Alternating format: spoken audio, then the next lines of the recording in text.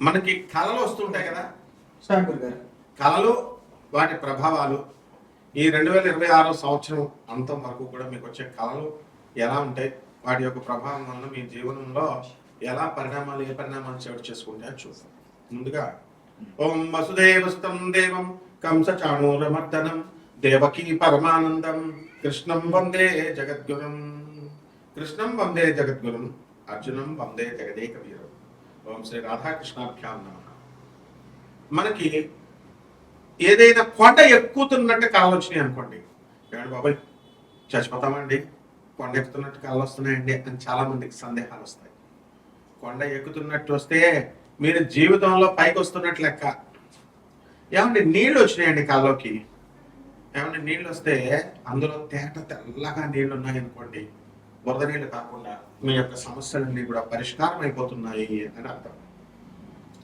అలాగే బురద నీళ్ళు ఉంటే కష్టాల్లో కూరుకుపోతున్నారు అని వస్తాయి. చాలా మందికి చూడండి, దేవలోకంలోనో ఏదో ఒక లోకంలో ఉన్నటువంటి మహాకాళి గుడి, కనకదుర్గాదేవి గుడి ఇది కళ్ళలోకి వస్తున్నాయండి అని చెప్పి చాలా మంది శిష్యులు నాకు చెప్తూ ఉండేవారు. అది ఎలా ఉంటాయంటే నీళ్ళల్లో, నదుల నీళ్ళల్లో, ఆ గుడి ఎక్కడో ఉంది, కొన్ని వందల ఎకరాల్లో ఉన్నట్టుగా పెద్ద ప్రాంతం, నది నీళ్ళు వచ్చేస్తే ఆ నది పైన తేలుతూ ఆ నది దాటుతూ ఉంటే అక్కడ కాళికాదేవి, ఆ పక్కనే దుర్గాదేవి బొమ్మలు, గుడి లోపల అద్భుతం అసలు.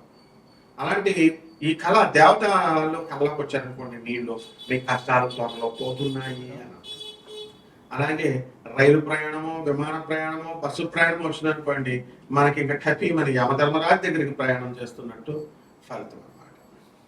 అలాగే మనకి చిన్న పిల్లల కళ్ళకు వచ్చారనుకోండి, మన పెద్దవాళ్ళు చెప్తూ ఉంటారు, చిన్న పసిపిల్లలు వస్తే కనుక గాలి కళ్ళలోకి వచ్చినాయి, దెయ్యాల కళ్ళలోకి వచ్చినాయి అని అంటూ ఉంటారు. అలాగే చక్కగా మనకి ఎప్పుడూ కూడా పర్వతాలు, దేవతలు వీళ్ళందరూ వస్తున్నారంటే ఏంటంటే మనకి కేతు గ్రహము మన జన్మ లగ్నములో కానీ జన్మ రాశిలో కానీ వచ్చినప్పుడు దాని యొక్క ధర్మం వలన మనకి ఎలా వస్తుంది అని అర్థం. అలాగే కొంతమందికి శ్మశానాల కల్లోకి వస్తుంటాయి. ఆ శ్మశానాల కల్లోకి వస్తూ ఉంటే మనకి ఏమవుతూ ఉందంటే మనకి గాలి ధూళి అని అనుకుంటాం. అది చెడ్డో తెలీదు, శ్మశానం కల్లోకి వస్తే మంచో తెలియదు, భయం వేస్తుంది ఒక పక్క నుంచి. అంటే శివుడు శవం కల్లోకి వస్తుంది, శివుడు అనమాట. మరుభూమి కైలాసం కల్లోకి వచ్చినంత గొప్ప అనమాట.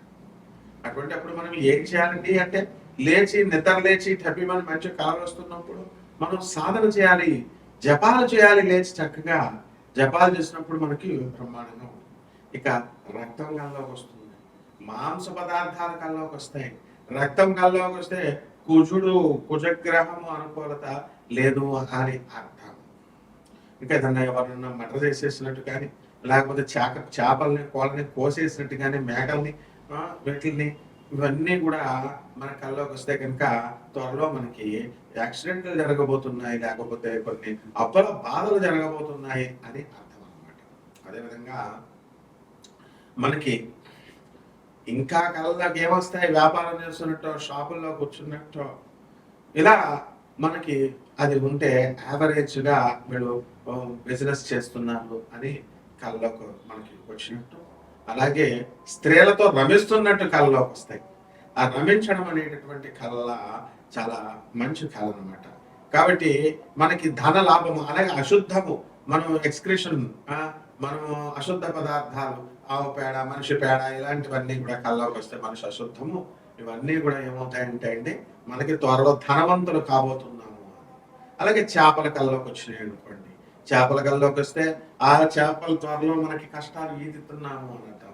పాముల కళ్ళలోకి వస్తాయి, పాముల కళ్ళలోకి వచ్చినప్పుడు దేవతా జాతి సర్పాలు కనుక మనకి కళ్ళలోకి కనుక వచ్చినట్లయితే మనకు తప్పకుండా మనకి కష్టాల నుంచి మనం విముక్తులు అవుతున్నాము అని అర్థం. అయితే పాము, మామూలు ఆర్డినరీ పాము కనుక కళ్ళలోకి వస్తే ఒక దెయ్యము కళ్ళలోకి వచ్చినట్టు, గాలి స్పిరిట్ కళ్ళలోకి వచ్చినట్టు. కానీ అదే మనకి కాటు వేసినట్లయితే తప్పకుండా అది మనల్ని మంచి జరగబోతుంది త్వరలో అని. ఈ విధంగా 12 రాశుల వారికి అందరికీ కూడా 12 రాశుల వారికి ఈ నవంబర్ నెల 2025 సంవత్సరం నుంచి డిసెంబర్ 31, 2026 సంవత్సరం వరకు జరిగేటటువంటి పరిణామాలు ఏ విధంగా ఉంటాయి, కలర్ రూపంలో మీకు జాతకం ఎలా ఉండబోతుంది, ఇవన్నీ కూడా మనం చెప్పడం జరుగుతుంది. మన ఫోన్ నెంబర్ 1 ఆస్ట్రాలజర్ కాబట్టి మన యొక్క ఫోన్ నెంబర్ కొట్టగానే మన పేరు కొట్టగానే గూగుల్లో వేరే వాళ్ళు దొంగ జ్యోతిష సెంటర్లు పెట్టుకుంటున్నారు, దొంగ విధవలు కొంతమంది వాళ్ళ ఫోన్ నెంబర్లు పెట్టుకుంటున్నారు. ఈ విధంగా ఉన్నారు కాబట్టి ఎట్టి పరిస్థితుల్లో మీరు మన అమెరికా నెంబర్కి మీరు కాల్ చేయండి. మన కార్పొరేట్ ఆఫీస్, యుఎస్ ఆఫీస్, మన గురుదేవులైనటువంటి ప్రభాత్ రంజన్ సర్కార్ గారు బాబా క్వార్టర్స్ అది. తర్వాత ఆల్ ఇండియాలో మొత్తం 300 బ్రాంచీలు, 600 సెంటర్లలో 200 దేశాల పైగా ఉన్నటువంటి ఆనంద్ మార్గ ఆశ్రమం బాబా క్వార్టర్స్ అది. దాని గురుదేవుల యొక్క అనుగ్రహము మనకి ఉంది కాబట్టి మీ అందరికీ అది రావాలని చెప్పి నాసా రిపోర్ట్స్ ఆధారంగా చేసుకొని, అలాగే మనము ఈ యొక్క టైమ్ లైన్ ఫ్యాక్చర్ అండ్ జీపీఎస్ సిస్టమ్తో ట్రాకింగ్ చేస్తూ మనము ఈ యొక్క జాతకాలు జీపీఎస్ సిస్టమ్తో జాతకాలు చెప్పడం జరిగింది. అండ్ డిఆర్డిఎల్లో ఉన్నటువంటి జీపీఎస్ సిస్టమ్ వర్క్ చేస్తున్నటువంటి వాళ్ళందరూ కూడా ప్రమోషన్స్ కోసం నాతో సేమ్ మా యూనిట్లో ఉన్న వాళ్ళు ఎలా మీరు ట్రాక్ చేస్తారు, ఎలా ఏ విధంగా అంటే అవి లేదనమాట. దాని నుంచి నాసా రిపోర్ట్స్ నుంచి వాళ్ళు ఇచ్చేటటువంటి రిపోర్ట్స్ని బట్టి ఆధారంగా వెలాసిటీ ఆఫ్ ద ప్లానెట్స్ ఇలాంటివన్నీ కొన్ని టెక్నికల్ ఫ్యాక్టర్స్, యాంగులర్ మొమెంటమ్ ఇలాంటివన్నీ, లీనియర్ మొమెంటమ్ ఇలాంటివన్నీ కూడా మనం తీసుకొని మనం చెప్పడం జరుగుతుంది. మోడర్న్ సైన్స్ని, ఏన్షియంట్ ఆస్ట్రాలజీని, పూర్వీకులు ఇచ్చినటువంటి జ్యోతిష శాస్త్రాన్ని మిళితం చేసి చెప్పాల్సి వస్తుంది. అద్భుతమైనటువంటి జ్యోతిష విశ్లేషణని మేము నాన్ కమర్షియల్ ఆస్పెక్ట్తో ఈ జాతకాలు అనేటటువంటి చెప్పడం జరుగుతోంది. కాబట్టి మీరు డబ్బులు ఎంతండి ఇలాంటి కంగారు పడాల్సిన పని లేదు. అనాథ పిల్లలకి సేవ చేసుకోవాలా, సాధువులకి సేవ చేసుకోవాలా, రెమెడీస్ కోసం లక్షల రూపాయలు మీరు చేయాల్సినటువంటి అవసరం లేదు. మేమంతా కూడా మరి వివిధ ఆనంద్ మార్గ ఆశ్రమంలో ఉన్నటువంటి అనాథ పిల్లలకి, సాధువులకి 10,000 మంది సాధువులు ఉన్నారు, ఒకళ్ళిద్దరికి కాదు చేశాను. బట్ అలాంటి ఆశ్రమాలు మనకు చాలా ఉన్నాయి. కాబట్టి ఎంతసేపు కూడా మీరు కూడా ఇండైరెక్ట్గా చేయండి, డైరెక్ట్గా చేయండి. అనాథ పిల్లలకి, పేదవారికి, వికలాంగులకి, వీళ్ళందరికీ కూడా సాధువులకి, సత్పురుషులకి చేసుకున్నప్పుడు మాత్రమే అవుతుంది. మీరందరూ కూడా గోల్డ్ ఎక్కువగా దొరుకుతుందని చెప్పి, ఎక్కువ రేట్లు దొరుకుతుంది అని చెప్పి వాళ్ళకి ఇచ్చుకోవడం, గర్ల్ ఫ్రెండ్స్కి ఇచ్చుకోవడం డబ్బులు, ఆ తర్వాత ఈ యొక్క స్టాక్ ఎక్స్చేంజ్లో మనం పెట్టుకొని లాస్ అయ్యాము. వీటన్నిటికంటే బెస్ట్ ఏంటంటే ఈ యొక్క హోమాలకి లక్షల రూపాయలు ఏవి ఖర్చు లేకుండా సింపుల్గా హానెస్ట్గా ఈ యొక్క మీరు అనాథ పిల్లలకి సేవ చేసుకోవడం, సాధువులకు సేవ చేసుకోవడం ద్వారా మనము ఈ కర్మల నుంచి తప్పించుకుంటే 12 రాశుల మీదే కాల ప్రభావం ఏ విధంగా ఉంటుంది, దాని ఫలితాలు ఎలా ఉంటాయో మనం తెలుసుకుందాం. వృషభ రాశి, ఈ వృషభ రాశి వారికి అందరికీ కూడా అర్ధాష్టమ కేతుగ్రహ ప్రభావం జరుగుతుంది. దానివల్ల సూసైడ్ చేసుకొని చనిపోవాలి అని అనిపించేస్తూ ఉంటుంది. ఇంతవరకు ప్రాణాధికంగా ప్రేమించినటువంటి వాళ్ళందరూ మీకు దూరం అయిపోవడం వల్ల డిప్రెషన్లోకి వెళ్ళిపోతారు. అది ప్రేమని అనుకోవడం వల్ల మీరు డిప్రెషన్లోకి గురవుతారు. అది ప్రేమ కాదు కదా, మిమ్మల్ని మోసం చేయడం. అది అలాగే ఒక అప్పుడు దాకా కూడా స్వీట్గా మాట్లాడతారు. ఇడ్లీ తిన్నావా, ఏం టిఫిన్ చేసావు, ఇడ్లీ తిన్నావా, ఎన్ని ఇడ్లీ తిన్నావు, అందులో ఏం చట్నీ వేసుకున్నావు, ఇలా కబుర్లు చెప్పుకునేటటువంటి వాళ్ళంతా కూడా మిమ్మల్ని పట్టించుకోవడం పోవడంతో మీ ఈగో లేస్తుంది అనమాట. ఈ యొక్క దానివల్ల మీరు బాధపడటం జరుగుతుంది. అలాగే ఈ వృషభ రాశి వారికి ఆదాయాలు బాగా పెరిగిపోతాయి చక్కగా. ఈ ఆదాయాలతో మీకు ఖర్చులు కూడా బాగా పెరుగుతాయి. అర్ధాష్టమ కేతుగ్రహ ప్రభావం వలన సూసైడ్ చేసుకోవాలని పదే మనసు అనిపిస్తూ ఉంటుంది. చిన్న సమస్యకి, పెద్ద సమస్యకి. రవిగ్రహము మరి ఈ యొక్క నేచబట్టి ఉండడం వల్ల త్వరలో మనకి ప్రభుత్వం నుంచి వచ్చేటటువంటి సహాయాలన్నీ కూడా లేటుగా రావడము, ఇలాంటివన్నీ కూడా కొన్ని ప్రభుత్వ సంబంధమైనటువంటి వ్యవహారాలలో కొంచెం జాప్యం జరుగుతూ ఉంటుంది. కాబట్టి ఇటువంటివన్నీ కూడా ఈ యొక్క వృషభ రాశి వారికి తిరుగులేని విధంగా, మీరు ఇల్లు లేనటువంటి వాడు ఇల్లు కొంటారు, స్థలాలు లేనటువంటి వాడు స్థలాలు కొంటారు. మరి ఈ కళల ప్రభావం వల్ల ఈ వృషభ రాశి వారికి అందరికీ కూడా పర్వతాల కల్లోకి వస్తూ ఉంటాయి, కుక్కల కల్లోకి వస్తూ ఉంటాయి, ఆవుల కల్లోకి వస్తూ ఉంటాయి. కాబట్టి ఈ యొక్క ఎత్తైన కొండలు మిమ్మల్ని లోయలో పిలుస్తూ ఉంటాయి, దా దా దా అని.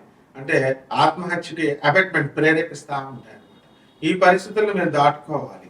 కాబట్టి మీరు చేసినటువంటి కర్మే మిమ్మల్ని మళ్ళీ తిరిగి మీకు వస్తుంది అనేటటువంటి విషయాన్ని మీరు దృష్టిలో పెట్టుకోవాలి. కాబట్టి ఈ యొక్క రాశి వారికి అందరికీ కూడా మనకి ఫోన్లకి సంబంధించి మనము అనేకమైనటువంటి యాప్స్ ఉండడం వల్ల మీరు చూసుకుంటూ మనం పిల్లలందరూ కూడా, పిల్లలు పెద్దలు అందరూ కూడా చెడ్డ వీడియోలు చూడడానికి ఎడిక్ట్ అయిపోతారు.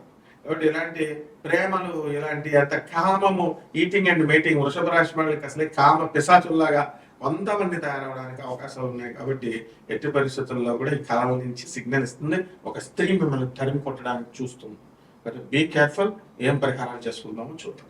ఈ రాశి వారు మనకు వచ్చినటువంటి కళల్ని క్రోడీకరించిన తర్వాత రావి చెట్టు చుట్టూ తిరుగుతూ పగలు 6 గంటల సూర్యోదయం అయిన తర్వాత నుంచి మళ్ళీ సూర్యాస్తమం 5:30 లోపల మాత్రమే ఓం శనేశ్వరాయ నమః అంటూ రావి చెట్టు చుట్టూ ప్రదక్షిణం చేయాలి. మొట్టమొదటిది. ప్రతిరోజు కనుక చేసినట్లయితే రోజుకు 11 సార్లు, శనివారం నాడైతే 108 సార్లు చేయాలి. ఇకపోతే రెండవది వచ్చేసరికి మారేడాకులతో శివలింగం పైన మీరు వేసుకుంటూ ఓం నమ శివాయ అంటూ మీరు శివుడికి అభిషేకం చేసుకోవాలి. దేవాలయాలకు వెళ్ళాల్సినటువంటి అవసరం లేదు. కుదురును వెళ్ళండి, లేని వాళ్ళ ఇంటి దగ్గర చేసుకోవడం ఓం నమ శివాయ అంటూ.